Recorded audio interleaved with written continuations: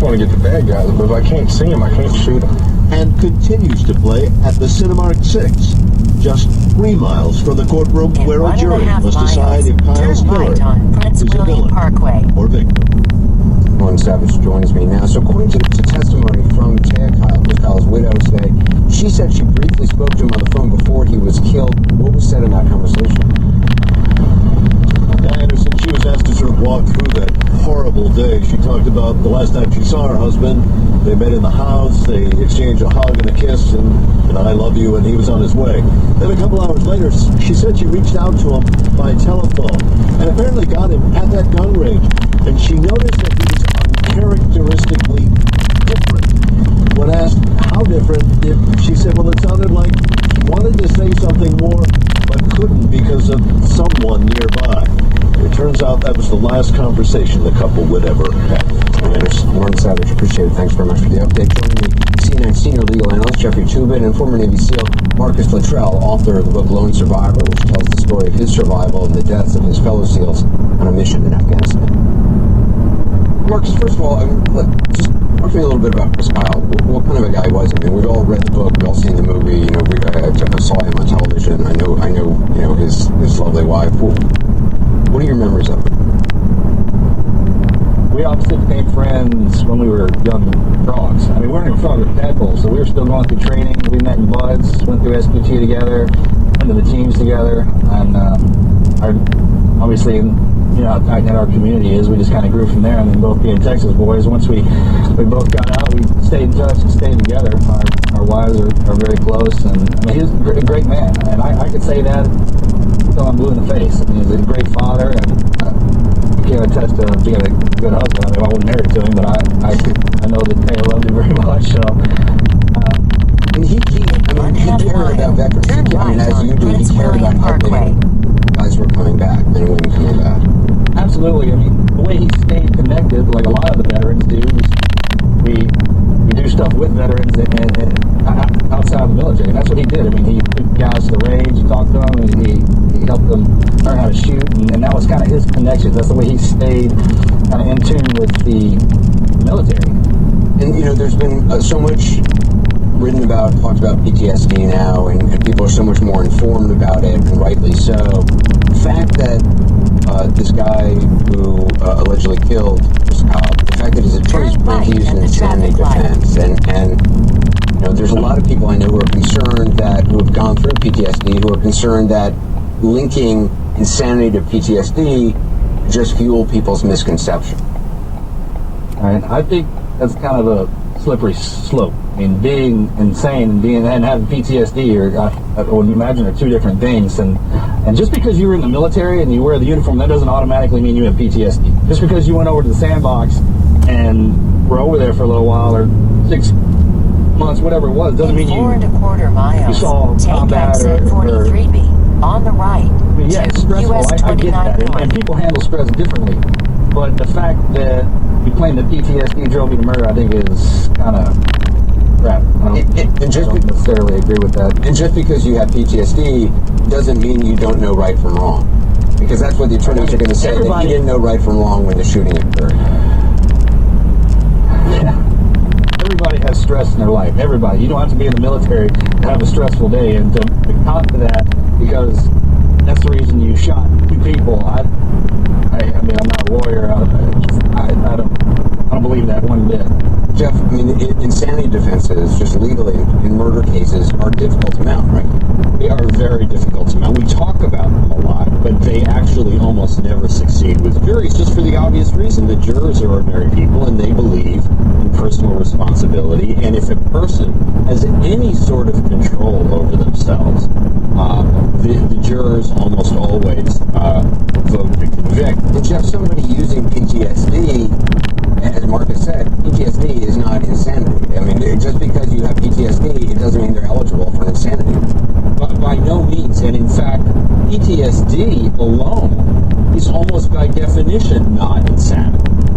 Because it is obviously, like most mental illnesses, there's a range. Most people who have PTSD get over it and return to society and do fine. But PTSD alone, by no means is legal saddle.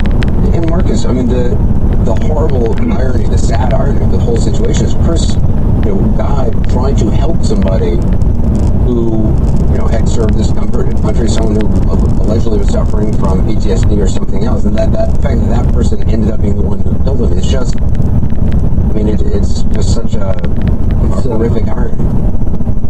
It's awful. It is. I mean, I guess the best word to describe it, tragic irony. But I feel Melanie's up there right now at the trial. She was texting me during the. Melanie's your watch. She got out of there, and yeah, I'm sorry. My wife texted me while she was up there with Taya, and she's stressed out. So I know if my wife's stressed out, then Taya's stressed out because she had to get on the stand today and testify. And I mean, it's been 2 years, and the kids are old enough. I mean, the two kids are old enough to know what happened to their father. With everything that's come out now, and this kind of, you try and move past something, then it gets jerked back in like this. It's got to be difficult for everybody on both sides of that too. I would imagine that that guy's family is going through a lot too, and I don't want to take anything away from them. I mean, it's got to be just absolutely horrible for them. But bottom line is, it went down the way it went down. Yeah, Taya obviously is Chris Pyle's wife, who's continuing on with his legacy. What do you think Chris would think of all this, and the fact that all this went down the way it did? If you get shot in the back, how do you go through? I mean, make it through everything that he went through, all those deployments, come back and shot in the back. And the part that gets me the most is the neighbor, the Chad Littlefield. I mean, Chris called him up. He's like, "Hey, I want you to come out to the range with me. I kind of got an uneasy feeling about this whole deal," and he had no idea what was going down. I mean, he'd just be standing there when the guy took Chris out and then turned the gun on him. It had to be terrifying. I mean, because that guy's not military. I mean, it's just, I don't know, man. It's bad news. Well, Marcus, it's great to have you on as always. Thank you very much for doing this. I appreciate it.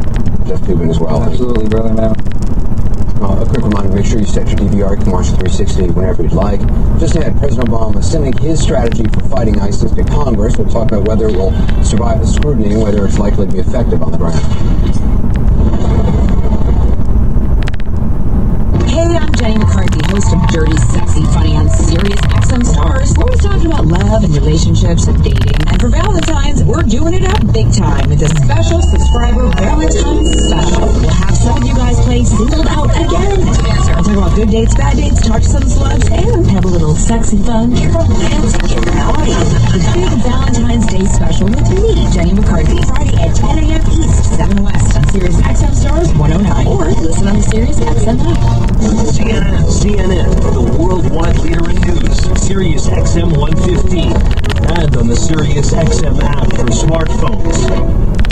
Saying fax machines are outdated goes without saying, but even with all the technology available today, faxing is still a part of modern business. Doctors, lawyers, and countless business professionals rely on faxes every day to get business done. With eFax, you can get rid of your old fax machine and still send and receive faxes. With over 11 million users, eFax is the #1 online fax service. Send and receive faxes from your phone, tablet, or laptop. It's as simple as email. eFax even allows you to sign documents on the screen using your finger. No more missed faxes, expensive toner, or wasting paper. eFax works with all of your devices. Just pick a fax number, set up your account, and you can instantly send and receive faxes from anywhere.